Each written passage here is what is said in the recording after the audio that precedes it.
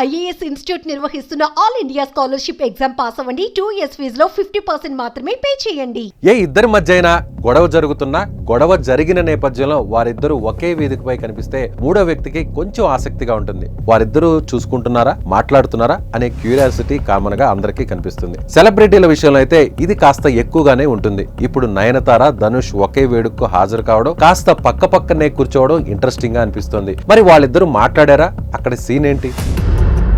టాలీవుడ్, కోలీవుడ్ తో పాటు ఇతర సినిమా ఇండస్ట్రీలో గత వారంలో హాట్ టాపిక్ ఏంటంటే నయనతార అండ్ ధనుష్ ఇష్యూ. నయనతార డాక్యుమెంటరీలో ధనుష్ నిర్మించిన నేను రౌడీనే సినిమాలోని 3 సెకండ్ల నిడివిని కలిగిన క్లిప్పింగ్ కోసం ధనుష్ 10 కోట్లు డిమాండ్ చేశాడని నయనతార అగ్గి మీద గుగ్గిలమైంది. సోషల్ మీడియా వేదికగా 2 పేజీల లేఖలను విడుదల చేసి ధనుష్ పై తన ఆగ్రహాన్ని వ్యక్తం చేసింది. బుద్ధి మార్చుకోవాలని గట్టిగానే అరుస్తుంది నయనతార.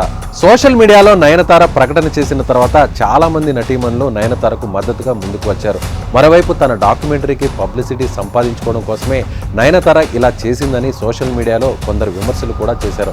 అయితే ఈ ఆరోపణలపై నటుడు ధనుష్ మాత్రం నేరుగా ఎలాంటి వివరణ ఇవ్వలేదు. కానీ వారిద్దరి మధ్య వార్ సినీ పరిశ్రమతో పాటు నెట్టింట దుమారం రేపింది. ఇంతలోనే వారిద్దరూ ఒకే పెళ్లిలో కనిపించారు. టౌన్ పిక్చర్స్ వ్యవస్థాపకుడు ఆకాష్ భాస్కర్ వివాహం చాలా గ్రాండ్ గా జరిగింది. పెళ్లిలో సినీ తారలు సందడి చేశారు. ఈ వివాహానికి ధనుష్, నయనతార కూడా హాజరయ్యారు. ముందుగా ధనుష్ రాగా ఆ తర్వాత నయనతార కూడా తన భర్త విఘ్నేష్ శివన్ తో కలిసి వచ్చారు. సినీ పరిశ్రమకు చెందిన వారికి వివాహ వేదికలో ముందు వరుస కుర్చీలను వేయడంతో ధనుష్, నయనతార ఒకే వరుసలో దగ్గరలోనే కూర్చోవలసి వచ్చింది. అయితే ఆ ఇద్దరు కనీసం ఒకరి వైపు మరొకరు చూసుకోలేదు. వధువరులను ఆశీర్వదించేందుకు వేదికపైకి వెళ్లే క్రమంలో కూడా నయనతార, ధనుష్ ఎడముఖం పెడముఖంగానే ఉన్నారు. ప్రస్తుతం వారి వీడియోస్ సోషల్ మీడియాలో వైరల్గా మారింది.